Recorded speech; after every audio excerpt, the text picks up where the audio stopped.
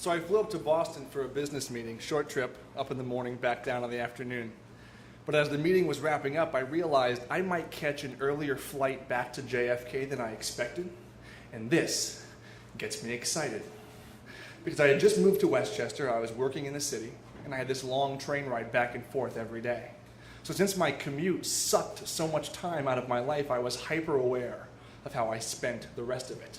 I was trying to pack as much in every hour as I could. So when I can get time back that I thought I had to spend, that's bonus time. And that gets me excited.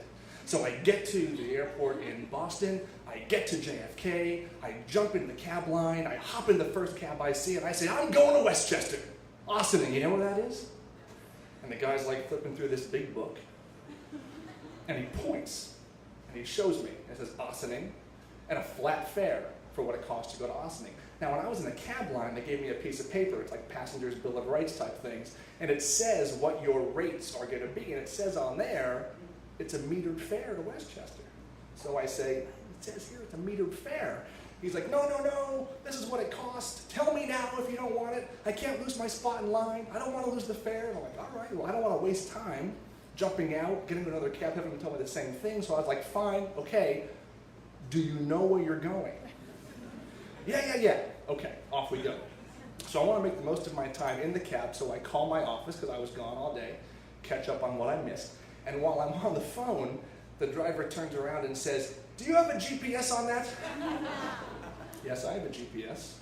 And I wrap up my phone call, and I punch in my address, and I say, okay, here's your exit, then you do this, then you do that, I can get you the rest of the way. Okay, great. So my phone battery's dying. I want to get in one more business call.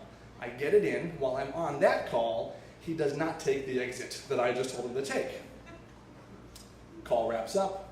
Phone is dead. GPS is not an option.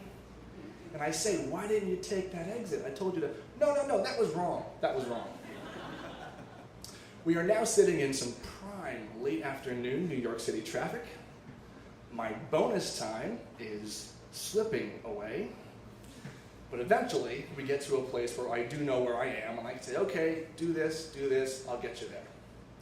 Now, the further north we go, the more nervous this guy seems to get. It's not like I'm taking him to a bad neighborhood, or we're going from the Bronx to Westchester, things are getting better, like relax, you know?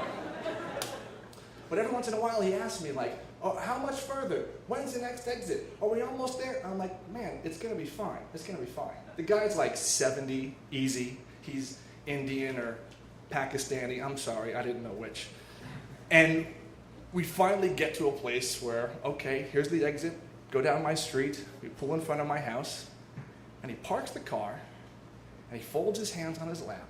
And he says, no flat rate for you, sir. You tell me what you think you should pay. What? I didn't know where I was going. You tell me what you think is fair. And he folds his hands and he waits. So I swipe my card and I paid him less than what he quoted me, but not terribly less. I didn't rob the guy or anything. And I'm about to get my stuff and leave. And I look back at him and I say, do you know where you're going? Can you get back? And he kind of smiles and he gives me a pack of Post-it notes and a pen and he says, I'm an old man, sir. I'm not really sure I know where I am. So I write down some directions. We review them together. He says, thank you, shakes my hand. I say, you're welcome. I go in my house. And for weeks, I can't shake this guy. The image of him sitting there with his hands folded and this yellow light above him with this warm glow, I can't shake the image. And I'm thinking, why is it? What's the big deal? And I was like, well, he was really accountable. He didn't do a great job. He didn't expect the same reward. And I respect that kind of accountability. And maybe it was the trust. Trust is nice, I could have said, here's $10, go screw. But he trusted in me or God or karma, whatever, that whatever was going to happen was going to be fair. Now, I've told this story to a few people, and they all say, no. You can't shake this guy. Because in the rush of your day and the rush of your life and the rush of trying to pack so much into every hour, you were forced to stop and have a genuine human moment of connection. And they might be onto something. And I am admittedly very romantic about New York City. I've seen too many movies, I guess. But I like to think about him out there driving around, maybe a solo saxophone playing in the background. And he's picking up passengers, and he's teaching them about accountability and trust, and how important it is to stop and have a genuine moment of human connection.